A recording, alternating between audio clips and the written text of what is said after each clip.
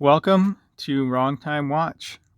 My name is Kevin, and today we're looking at the Casio GM2100-1A. The price for this watch is $200, but according to the Casio website, it is currently out of stock. This watch is also called the Casioak. This is a newer version of it. The previous version, the GA2100 has a resin bezel, and this has a stainless steel bezel. Let's take a quick look at the tin that it comes in. It's not your standard black tin. It has this cool brushed metal look to it, so that's pretty neat. So let's get this out of the way. Go back into the watch.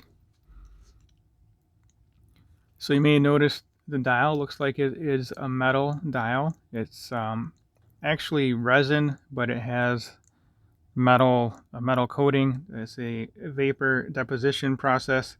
It doesn't say whether it's physical or chemical deposition, but I guess it doesn't matter. It's a metallic looking plastic dial, resin dial, whatever you want to call it. But it looks good. It looks like brushed metal.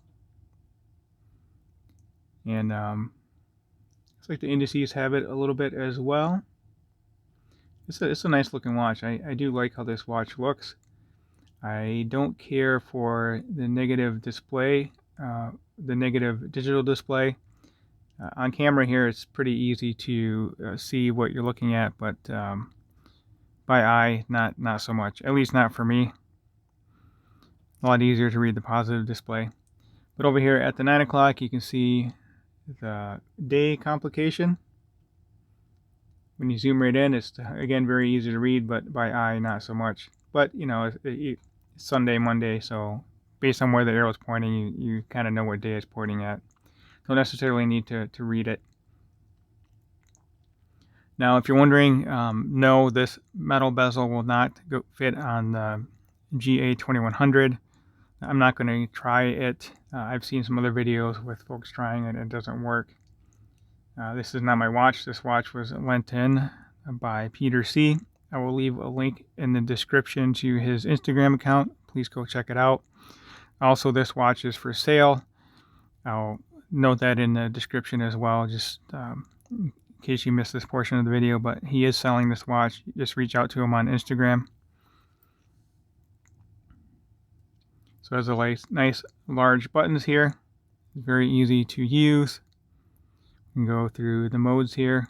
The hand's kind of in the way, but all right, now you have the day function, time function. Then you have UTC, so you can change your time zone here. World timer clock.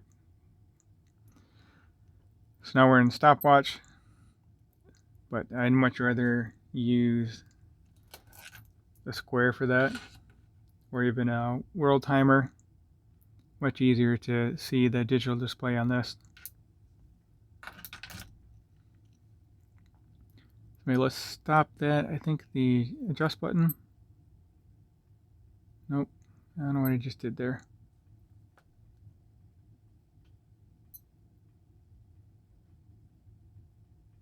Timer function, alarm,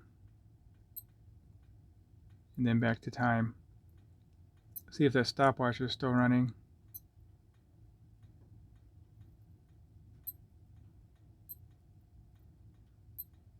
There we go. So start, stop, and then adjust will reset that. But I don't know how many folks use that little tiny screen for that type of stuff anyway. So this does have a black resin, or they call it a urethane band.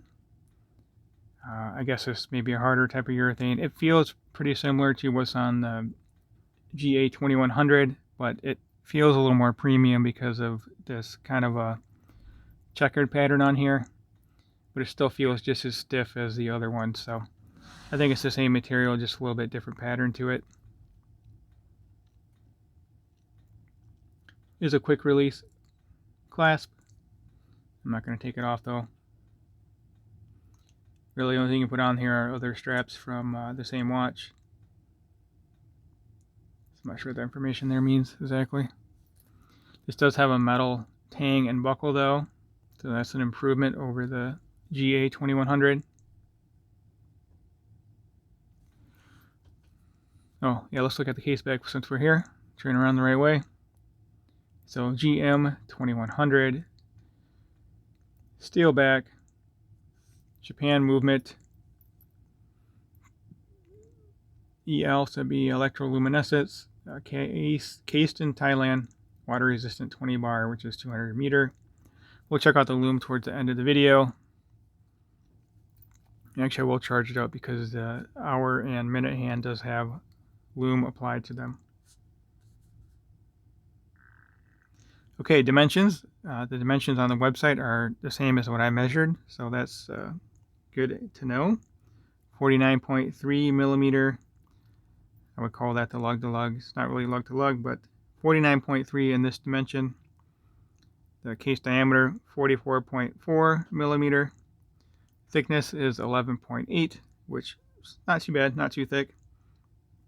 And the weight on this is 72 grams. When I first picked this up, it feels a lot lighter than what I was expecting it to. And I think that's because it's just the bezel is just a cap. The whole thing is not metal. It's the resin case. And then this bezel is basically just a stainless steel cap that sits on top of the watch, which is the same as the resin version, but it's metal versus resin.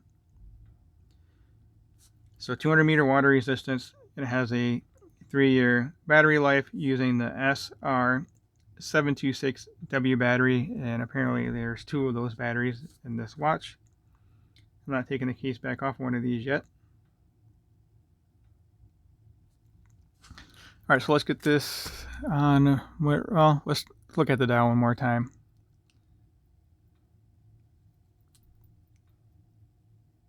I really thought this was a metal dial, but I should have known better. Maybe based on how it's cut out here for the digital display. Because the indices look like metal as well. So, very well done, Casio. Let's zoom out and get this on wrist.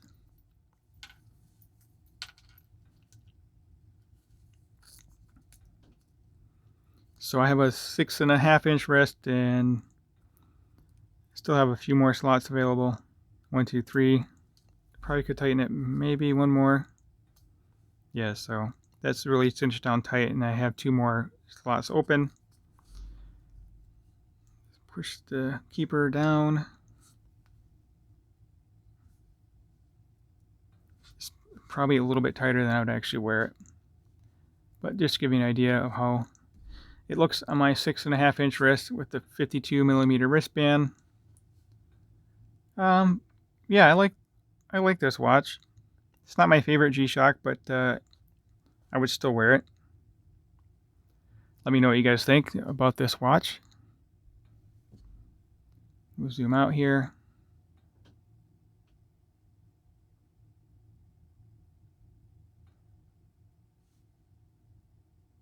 It looks more expensive than $200, I think. I think it's not a bad price for this watch.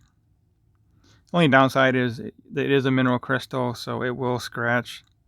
The bezel is a little proud of that crystal, but it's not really all that protected either. You probably could scratch this if you banged it up against something.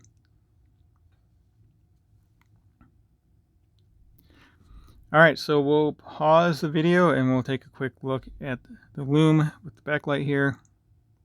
That's kind of a preview. So the digital display lights up, and then there's a light right down in here. Let's see. Where is the button? Here it is. So, alright, let's pause the video and I'll be right back. Alright, so I did hit this with a UV light. Looking at it by eye, it's fairly bright. It's not that bad for a $200 digital watch. Quartz watch, I guess. any digi really with the hands on here. Anyway, let's hit the backlight and see how it looks.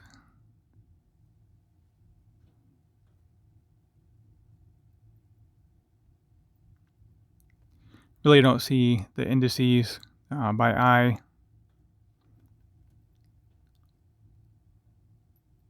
Yeah, maybe kind of, but not. It looks better on camera than it does by eye. But you can see the time on that little digital screen, so it works well enough. Yeah, camera's going out of focus, but I think you get the idea here. So as always, thank you for taking the time. Thank you for watching, and please hit that subscribe button if you haven't already. I greatly appreciate it. And make sure you hit the bell. All right, talk to you guys soon.